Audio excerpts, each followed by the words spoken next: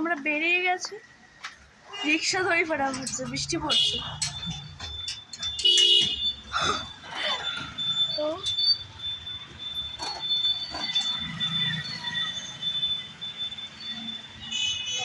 মা দাদা রিক্সা দাঁড়াও।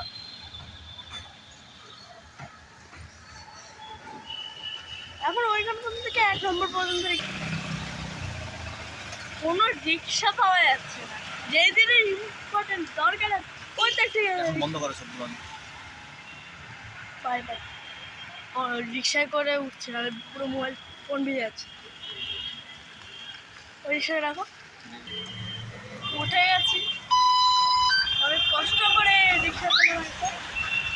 তো এখন যাবো 1 নম্বর মন্দির মসজিদ পর্যন্ত, কাছেই আছে।